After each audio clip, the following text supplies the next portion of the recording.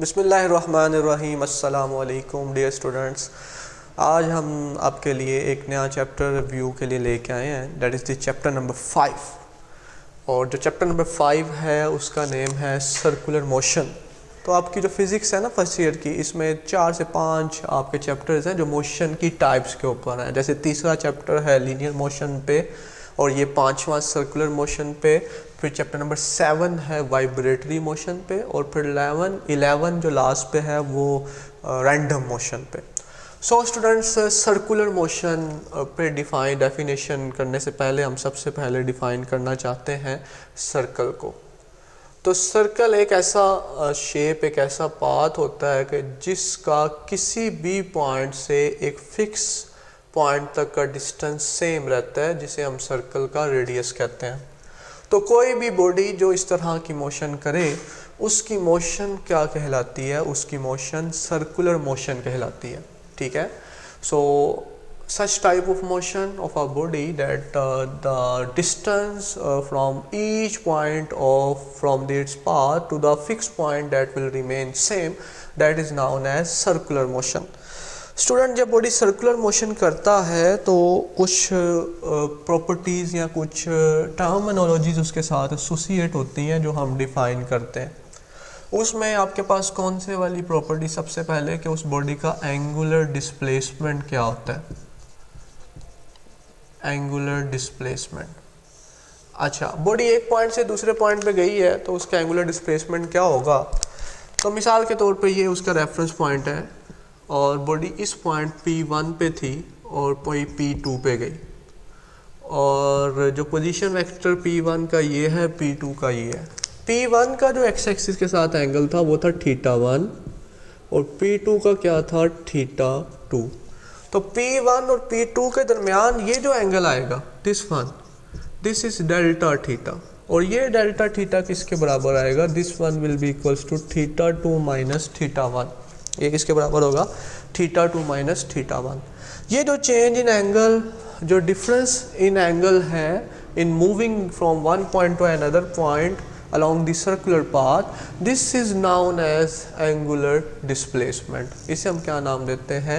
angular displacement का नाम देते हैं। P1 और P2 हम कहते हैं बहुत करीब है एक दूसरे के, और इस वजह से ये जो देखें डिस्प्लेसमेंट, हम तीसरे चैप्टर की डिस्कशन का हिस्सा है कि ये वेक्टर क्वांटिटी होती है। तो एंगुलर डिस्प्लेसमेंट जब बॉडी सर्कल में मूव करेगी तो ये भी कैसी क्वांटिटी है? This one is also a vector quantity. और वेक्टर क्वांटिटी क्या होती है कि जिसकी मैग्नीट्यूड के साथ साथ आप डायरेक्शन डिफाइन करते हैं। अच्छा, अब सर वेक्टर मतलब उसकी कोई डायरेक्शन होगी, तो हम डायरेक्शन कैसे फाइंड आउट करेंगे? तो हम इसकी डायरेक्शन फाइंड आउट करेंगे बाय राइट हैंड रूल से। कैसे फाइंड आउट करेंगे? बाय राइट हैंड रूल से। अच्छा, राइट हैंड रूल में आपके पास दो चीज़ें होती हैं, और देखें राइट हैंड में फिंगर्स एंड थंब। स्टूडेंट्स, आपकी अगर रोटेशन मिसाल के तौर पे ऐसे हो रही है, बॉडी ऐसे मूव कर रहा है, इस मोशन को हम कहते हैं एंटी क्लॉकवाइज या काउंटर क्लॉकवाइज। मिसाल के तौर पे ये वो एक्सिस ऑफ रोटेशन है जिसके गिर्द बॉडी रोटेट कर रहा है एंटी क्लॉकवाइज। तो ये आपकी फिंगर्स की जो कर्ल्ड फिंगर्स हैं, दिस विल गिव और will point out the direction of rotation, and this erect thumb, सीधा जो अंगूठा है, this will point out the direction of angular displacement which is along the axis of rotation. जो किसके along है? Axis of rotation के along है। तो राइट हैंड रूल में दो बातें, the first one is the curled fingers, और जो कर्ल्ड फिंगर्स हैं that will point out the direction of rotation, और जो इरेक्ट थंब है वो क्या बताएगा? Erect thumb will point out the here in this case the direction of angular displacement, direction of angular displacement, और this is along the axis of rotation. ये किसके along है? एक्सिस ऑफ रोटेशन के along है। Okay, जो SI unit है angular displacement के वो है रेडियन। एसआई यूनिट्स क्या हैं? रेडियन। तो एंगल है, चूंकि एंगल के यूनिट रेडियन के अलावा डिग्री भी होते हैं और एवोल्यूशन भी होते हैं, तो रेडियन आप कैसे डिफाइन करते हैं कि देखें जब बॉडी सर्कुलर मोशन कर रहा है तो एक पॉइंट से दूसरे पॉइंट पे जा रहा है, तो अगर इन दो पॉइंट्स के दरमियान ये जो आर्क है, इस आर्क की लेंथ सर्कल के रेडियस के हो गई बराबर, तो फिर जो सेंटर पे एंगल बनेगा सर्कल के उसे कहते हैं radian. Radian is actually the angle, और कैसा एंगल है? 2 डायमेंशनल एंगल है। तो it is the angle subtended at the centre of the circle by an arc whose length is equals to the radius of the circle, कि जिसका length, अगर ये condition है जी, कंडीशन सेटिस्फाई होगी तो रेडियन होगा, अगर सेटिस्फाई नहीं है तो रेडियन नहीं है। So length is equals to radius of the circle, तो फिर एंगल जो होगा वो रेडियन होगा। अब आप देखते हैं कि पूरी रेवोल्यूशन के अंदर डिग्री और रेडियन का आपस में क्या रिलेशन है, कि जब पूरा एक चक्कर होता है ना, पूरा रेवोल्यूशन होता है, तो 2 पाई रेडियन होते हैं, that are equal to 360 degree. तो यहाँ से आप क्या करते हैं, एक रेडियन निकालते हैं कितने डिग्रीज के बराबर है, 2 1 2 2 1 80 आएगा यहाँ पे। तो रेडियन 1 किसके बराबर आएगा, 180 ओवर पाई। पाई का वैल्यू जब आप 3.14 पुट करेंगे तो आंसर आ जाएगा 57.3 degree. So 1 radian is equals to 57.3 degree, तब जब लेंथ आर के बराबर है। Okay, got it. और यहाँ से फिर आप डिग्री, 1 डिग्री कितने रेडियन के बराबर होता है वो भी निकाल सकते हैं। 1 degree is equals to 0.0017 radian. तो ये भी एमसीक्यू आपसे पूछा जा सकता है। ओके, और उसके बाद जो एस है, एल यहाँ कहते हैं, यहाँ इसे एस कहते हैं। तो थीटा जो असल में होता है वो होता है length of arc and divided by radius of the circle. तो लेंथ ऑफ आर्क क्या है, एस ओवर आर, तो आर उधर जाकर मल्टीप्लाई हो जाएगा, तो एस किसके इक्वल आएगा, S will be equals to R theta, S will be equals to R theta. तो ये पहला डिस्कशन एंगुलर डिस्प्लेसमेंट का। उसके बाद जो नेक्स्ट डिस्कशन है that is about the angular velocity. ठीक है, नेक्स्ट डिस्कशन किसके बारे में, एंगुलर वेलोसिटी के बारे में। सो एंगुलर वेलोसिटी आप कैसे डिफाइन करते हैं, इसे रिप्रेजेंट करते हैं ओमेगा से, and omega is equals to del theta over del T, that angular velocity is the time rate of change of angular displacement. Time rate of change of angular displacement is called angular velocity. Okay, अब angular velocity भी कैसी quantity है sir, ये भी vector quantity है। ये भी कैसी क्वांटिटी है, ये भी वेक्टर क्वांटिटी है। इसकी डायरेक्शन भी कैसे फाइंड आउट करते हैं, डायरेक्शन इसका भी आप राइट हैंड रूल से निकालते हैं, by right hand rule. Okay, और वो राइट हैंड रूल में आपको एक्सप्लेनेशन अभी दे चुका हूँ। अच्छा, उसके बाद अगर सर इसके यूनिट्स की बात करें हम, तो जो एसआई यूनिट हैं इसके वो हैं रेडियन पर सेकेंड, क्योंकि ये देखें एंगुलर डिस्प्लेसमेंट की यूनिट रेडियन और टाइम के सेकेंड रेडियन पर सेकेंड। ये तो एसआई यूनिट है, लेकिन इसके बाद वैसे हम रेवोल्यूशन पर मिनट भी यूज़ करते हैं। सो ये एंगुलर वेलोसिटी यूनिट आ गया। डायमेंशंस की अगर बात करें तो ये डायमेंशन लेस है, थीटा डायमेंशन लेस क्वांटिटी है, because it is the ratio between two same physical quantities. ऊपर भी लेंथ नीचे भी length, they will cancel each other, there will be no dimension. Okay, तो इसका भी जो डायरेक्शन है that will along the axis of rotation. ये भी किसके अलोंग होता है, एक्सिस ऑफ रोटेशन के अलोंग होता है। ठीक है जी, तो ये डिस्कशन आ गई किसके बारे में, एंगुलर वेलोसिटी। उसके बाद एवरेज एंगुलर वेलोसिटी क्या होती है, total change in angular displacement divided by total time, average angular velocity. ये जो फार्मूला लिखा है ये एवरेज एंगुलर वेलोसिटी का ही है। और फिर इंस्टेंटेनियस एंगुलर वेलोसिटी क्या होती है, तो instantaneous angular velocity is the limiting value of the delta theta और delta T, where delta T approaches to 0। Okay, so ये डिस्कशन आ गया एंगुलर वेलोसिटी का। देन इसके बाद जो डिस्कशन आता है वो आता है एंगुलर एक्सेलरेशन का। किसका डिस्कशन आता है जी, एंगुलर एक्सेलरेशन का। So angular acceleration is represented by alpha. तो it is defined as that it is the time rate of change of angular velocity. Time rate of change of angular velocity. और sir जो ये भी कैसी quantity है, ये भी vector quantity है। देखिए इसमें जितनी भी टर्म्स है ना इस चैप्टर में, दे और सारी वेक्टर्स हैं और उनका डायरेक्शन आप निकालते हैं by using the right hand rule, और जो डायरेक्शन है उनका वो long the axis of rotation ही है। तो इसका भी ये वेक्टर है, डायरेक्शन राइट हैंड रूल से और एक्सिस ऑफ रोटेशन के लॉन्ग ही होगा। यूनिट की बात कर लें तो यूनिट जो है इसके वो किसके बराबर होते हैं, रेडियन पर सेकंड स्क्वायर।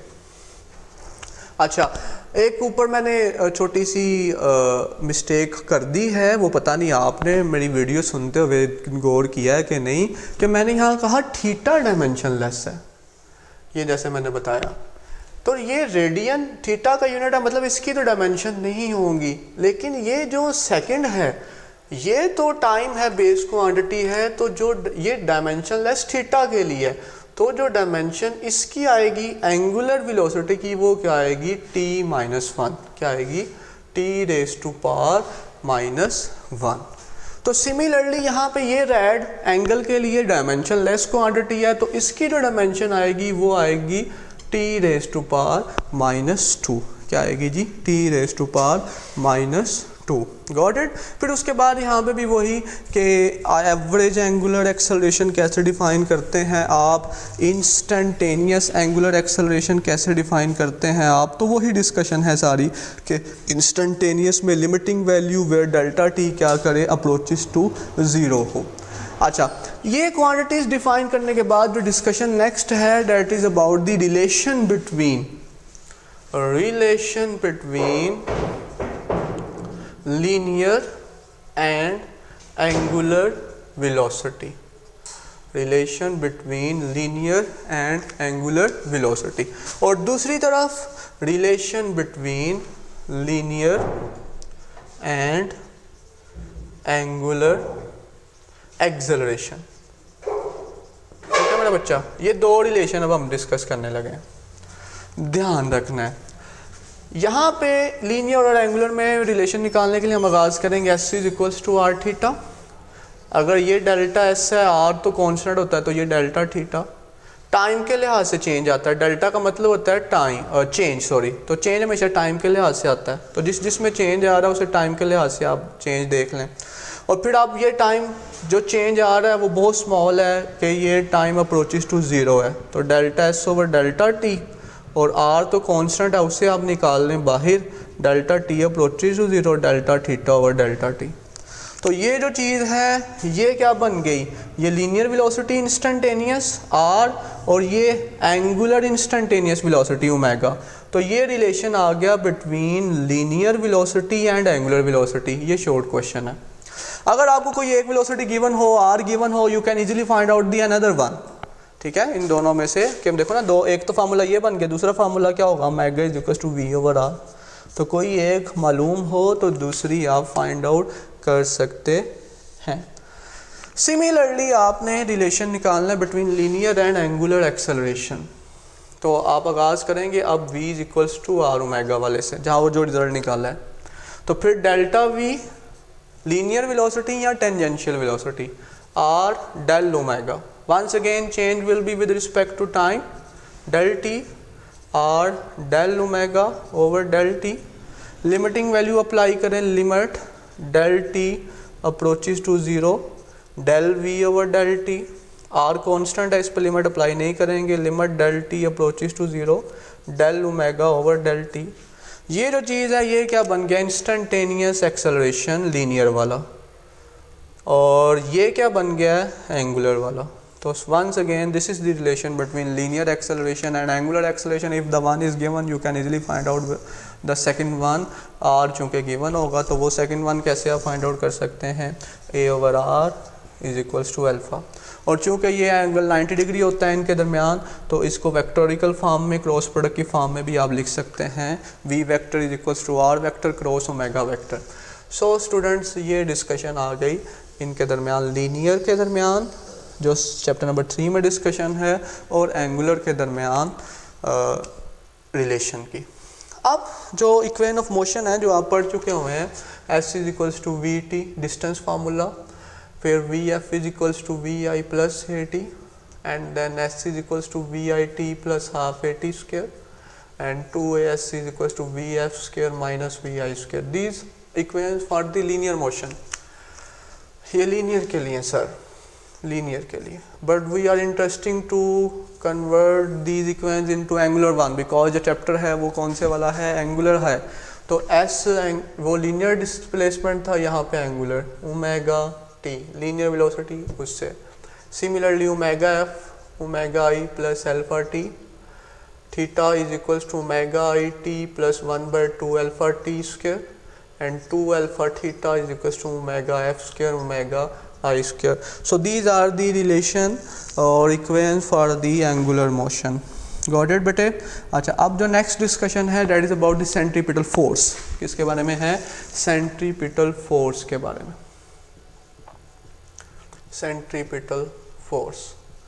अच्छा, this one is the that force which bends the straight path of the body into circular path. अगर कोई बॉडी स्ट्रेट मोशन कर रही हो तो आप उस पर एक फोर्स लगाएं और वो क्या करना शुरू कर दे, सर्कल में मूव करना शुरू कर दे, तो हम कहते हैं कि ये फोर्स जिसने इसे मजबूर किया है सर्कल में मूव करने के लिए, that is known as centripetal force.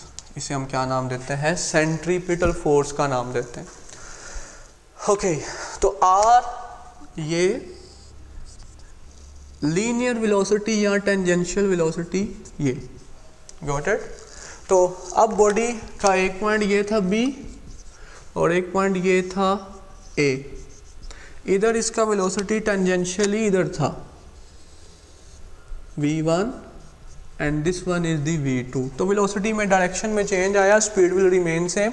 तो जब वेलोसिटी में चेंज आता है एक्सेलरेशन प्रोड्यूस होता है, और वो एक्सेलरेशन क्या होता है, change in velocity over time.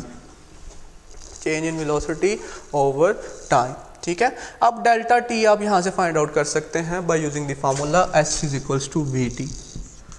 तो s over v delta T, इस डेल्टा टी को यहाँ पुट करें तो एक इसके इक्विवेलेंट आ जाएगा del V over S over V, V उलट के ऊपर, तो फार्मूला आया V delta V over S. अब आपने क्या फाइंड आउट करना है, इस एक्सेलरेशन के लिए आपने डेल्टा वी फाइंड आउट करना है. आप एक ट्राइंगल लेंगे मेरा बेटा, वो ट्राइंगल आप v1 और v2 सॉरी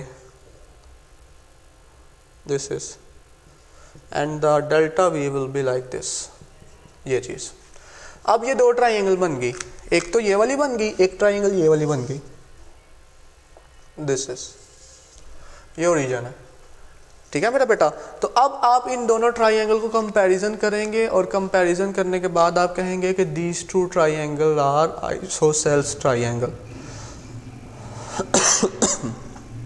वो आइसोसेल्स ट्राइंगल की आप कंडीशन करेंगे यहाँ पे पुट, और आप यहाँ से क्या निकालेंगे, आप यहाँ से निकालेंगे डेल वी. क्या निकालेंगे बेटे, डेल वी. और आपका जो डेल वी है that will be equals to I think so S over R, S V over R. वो आप जब क्या कहते हैं इसे आइसोसेल्स ट्राइंगल का कॉन्सेप्ट यूज़ करेंगे, तो जब ये इक्वेशन आप यहाँ पे पुट करेंगे ना बेटा इधर डेल्टा वी की जगह, तो आपके पास ए पता किसके बराबर आएगा, acceleration will be equals to, that acceleration will be equals to v square over r, and this acceleration is the centripetal acceleration. ये कौन सा acceleration है बेटे, this is the centripetal acceleration.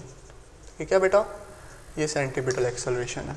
तो अब आप क्या करें, फोर्स निकालनी है आपने, तो F is equals to m में centripetal acceleration centripetal force, तो आपके पास फॉर्मूला आ गया mv square over r. This is the centripetal force in terms of linear velocity.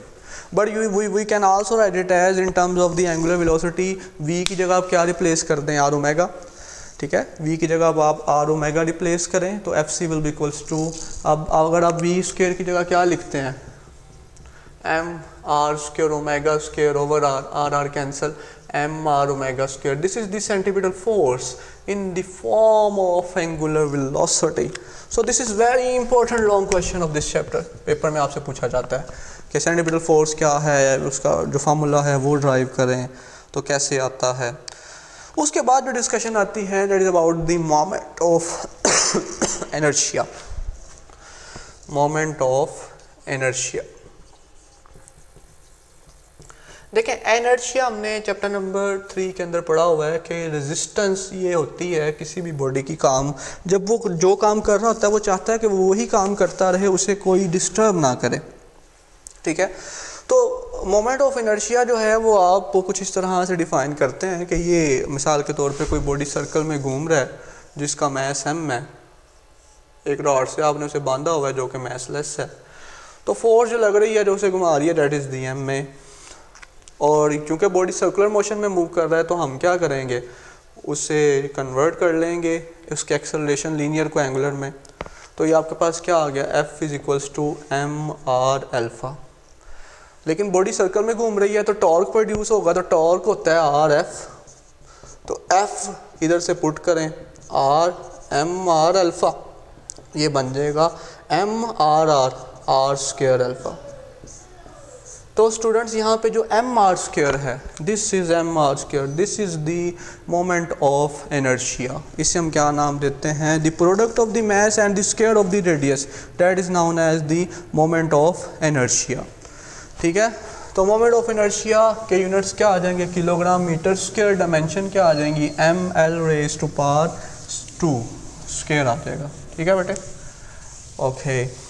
So moment of inertia of a rigid body भी आप define करते हैं, आपके पास एक बॉडी एक मैस नहीं है उस रिजिड बॉडी के अंदर, डिफरेंट मैसेज हैं, तो फिर आप जो टॉर्क फाइंड आउट करेंगे that will be the sum of, ठीक है, आप वो सम निकालेंगे किस पे, sum I is equal to 1 to n m of I R of I square और into alpha, alpha is the constant, तो आपने बाहर निकाल लिया।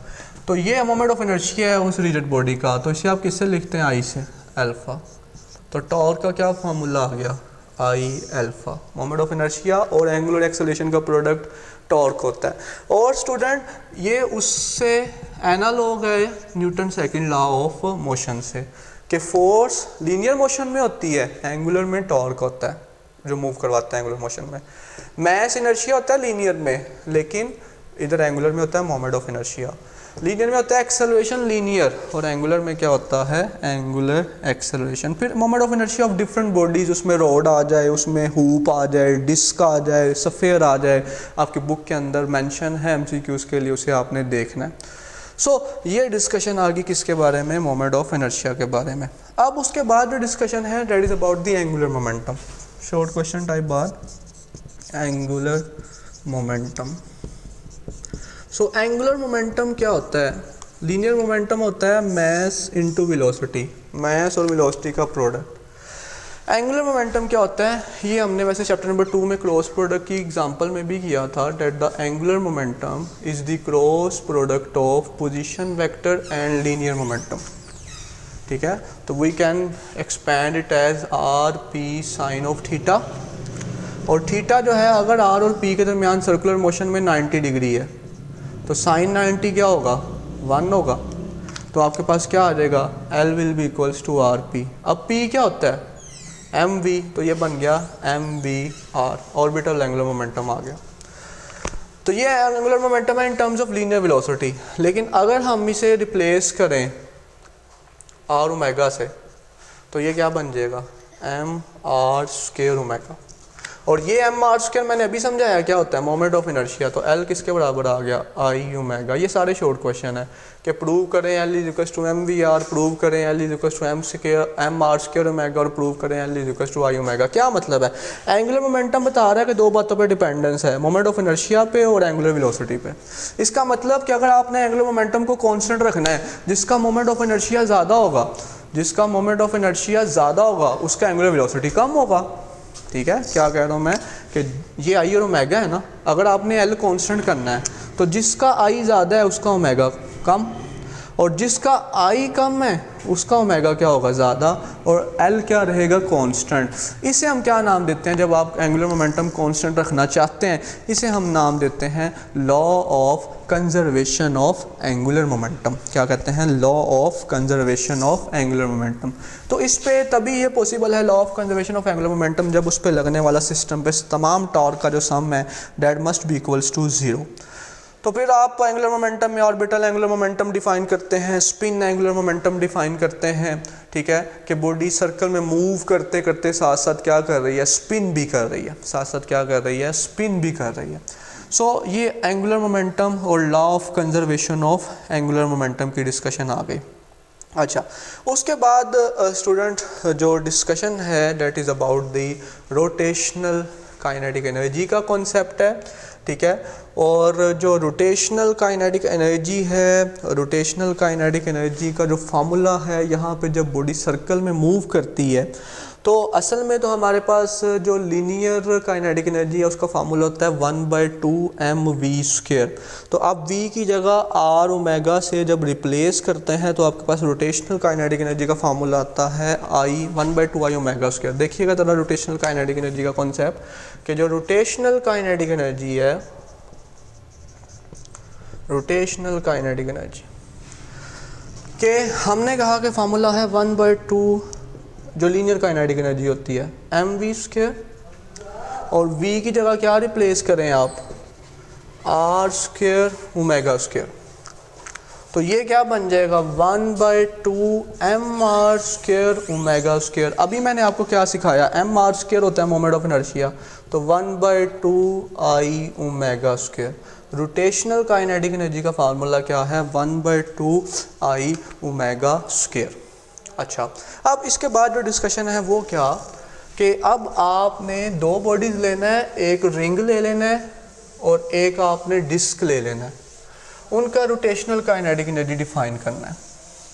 एक तरफ रिंग ले लेना है और एक तरफ क्या करना है, डिस्क ले लेना है, और उसका क्या डिफाइन करना है आपने, रोटेशनल काइनेटिक एनर्जी। फार्मूला आपके पास आ गया i ओमेगा², ठीक है। तो अब आपने क्या करना है कि आपने डिस्क और हुप लेके, रिंग लेके उसका रोटेशनल काइनेटिक एनर्जी जो है वो डिफाइन करना है। तो आप आगाज़ यहीं से करेंगे, मैं नेट रिजल्ट लिखूंगा कि जो काइनेटिक एनर्जी रोटेशन का फार्मूला आप यही यूज़ करेंगे 1/2i ओमेगा²। अब डिस्क के लिए मोमेंट ऑफ इनर्शिया यहाँ पे आप पुट करेंगे 1/2mr²। आप सब्स्टिट्यूट जब आप करेंगे यहाँ पे तो डिस्क के लिए जो आपके पास रोटेशनल काइनेटिक एनर्जी आएगा, डिस्क के लिए जब आप पुट करेंगे, फाइनल जो वेलोसिटी हम बात कर रहे हैं कि वो ये डिस्कशन कर रहा है कि आपके पास अगर एक इंक्लाइन प्लेन है, ये ऐसे इंक्लाइन, और आप यहाँ पे डिस्क भी और एक रिंग भी दोनों को एक ही टाइम पे छोड़ें तो कौन सबसे पहले नीचे आएगा। तो हम क्या करते हैं, लीनियर काइनेटिक एनर्जी और एंगुलर रोटेशनल काइनेटिक एनर्जी का सम निकाल लेते हैं। यहाँ से रोटेशनल काइनेटिक एनर्जी आ जाएगी डिस्क की, तो लीनियर के साथ सम करेंगे, तो सम करने के बाद जो फाइनली आपके पास डिस्क का वेलोसिटी आएगा डेट वन विल बी 4/3 और जब आप उसका निकालेंगे अपना हुप का, तो आप इसी तरह से उसका काइनेटिक एनर्जी रोटेशनल हुप, ये डिस्क का मोमेंट ऑफ इनर्शिया ये है, हुप का मोमेंट ऑफ इनर्शिया है mr²। ये किसका है, दिस इज़ फॉर हुप या ring and this is for disc. इसे भी आप वैसे ही सब्स्टिट्यूट करने के बाद काइनेटिक एनर्जी जब ऐड करेंगे तो वेलोसिटी का फार्मूला आएगा √gh। अब आप देख सकते हैं कि किसका वेलोसिटी ज़्यादा है, डिस्क का वेलोसिटी ज़्यादा है किससे, हुप से। तो कौन नीचे पहुंचेगा सबसे पहले, डिस्क पहुंचेगी या हुप पहुंचेगा, तो आंसर इज डिस्क पहुंचेगी। तो ये रोटेशनल काइनेटिक एनर्जी का कॉन्सेप्ट, और रोटेशनल काइनेटिक एनर्जी डिस्क की क्या होती है, हुप की क्या होती है, इनकी वेलोसिटी क्या होती है, कौन पहले नीचे पहुंचेगा। उसके बाद ये भी लॉन्ग क्वेश्चन है जी, अहम वाला, ये भी आपसे पूछा जा सकता है, ठीक है। डेरिवेशन मैंने डायरेक्ट आपको बस मेजर फार्मूला और कॉन्सेप्ट बताया है, बाकी इंशाल्लाह डिटेल डिस्कशन इसकी हम करेंगे, की हुई है हमने। उसके बाद लॉन्ग क्वेश्चन है जी, रियल एंड अपेरेंट वेट। एक चीज़ का एक असल वेट है रियल और एक अपेरेंट नज़र आ रहा है। एक्सप्लेनेशन कुछ इस तरह से दे रहा है कि आपके पास एक लिफ्ट है, उस लिफ्ट के अंदर आपने कोई बैलेंसिंग सिस्टम लगाया हुआ है, एक पर्सन उसके अंदर मौजूद है। अब यहाँ पे कुछ केसेस हैं।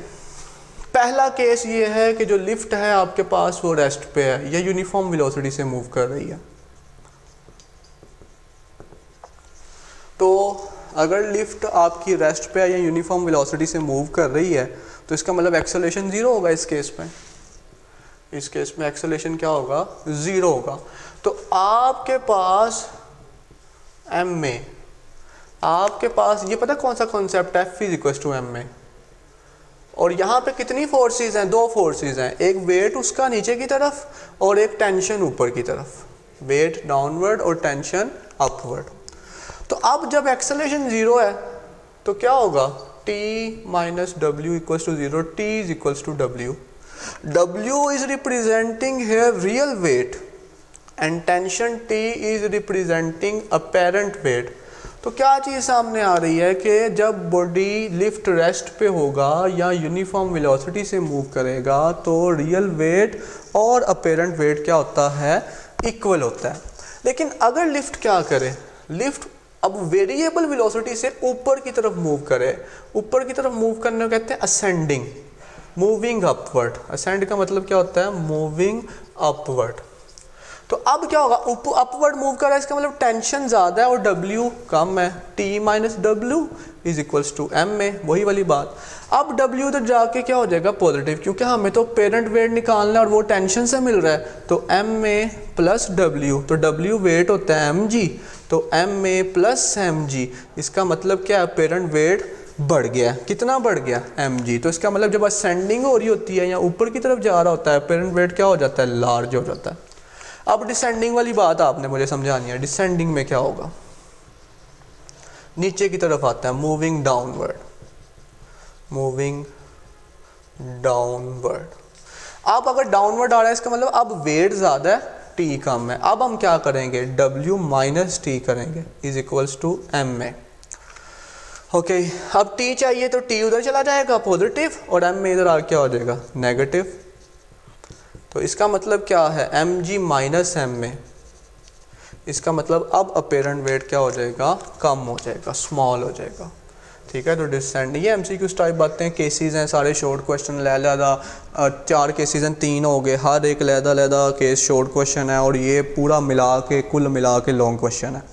आखिरी केस है जी मेरा बच्चा कि बॉडी फ्री फॉल मूव करे, ठीक है, सिर्फ जी जो है उसी के इफेक्ट में नीचे गिरे, तो what will be happen next. तो जब नीचे गिर रहा है तो हम ये वाला केस लेंगे। अब फ्री फॉल वाला last case, free fall body अगर गिरे तो अब कौन से वाला केस लेंगे, यही लेंगे आप, W माइनस M में T, W mg, और एक्सेलरेशन अब कौन से वाला, G ही है, तो 0, तो उसका वेट क्या है, अपेरेंटली लगेगा कि उसका कोई वेट नहीं है। टेंशन 0 मतलब टेंशन अपेरेंट वेट बता रही है, मतलब वेट ही कोई नहीं है भाई।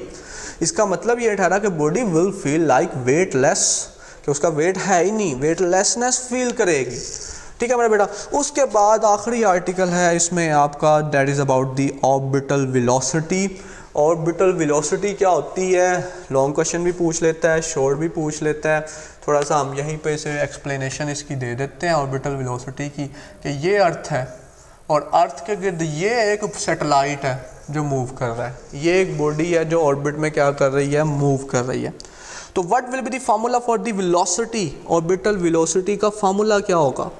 तो बेटे देखें, इसका मैस जो है अर्थ का ये कैपिटल M है और इस बॉडी का मैस स्मॉल m है, और सबस्क्रिप्ट पे हम लिख रहे हैं S। सैटेलाइट क्या लिख रहे हैं, मैस ऑफ सैटेलाइट। तो हम इसका ग्रेविटेशनल फोर्स निकालेंगे और दूसरी तरफ क्या लिखेंगे, अपना सेंटीपिटल फोर्स। देखें जब सैटेलाइट घूम रहा है ना अर्थ के गिर्द, इसका मतलब कोई फोर्स उसे घुमा रही है और वो ग्रेविटेशनल फोर्स है। अब ग्रेविटेशनल फोर्स की वजह से वो घूम रहा है और सर्कल में घूम रहा है, तो ग्रेविटेशनल फोर्स की वजह से पता है कौन सी वाली फोर्स प्रोड्यूस होगी, सेंट्रीपिटल फोर्स, क्योंकि सर्कल में जो फोर्स घुमाती है वो सेंट्रीपिटल फोर्स। अब जितनी ग्रेविटेशनल फोर्स उतनी ही सेंट्रीपिटल फोर्स, तो हम कहेंगे कि ग्रेविटेशनल फोर्स और सेंट्रीपिटल फोर्स इक्वल हो जाएगी। Gravitational force G(m)(ms) over r square और सेंट्रीपिटल mv² ओवर r।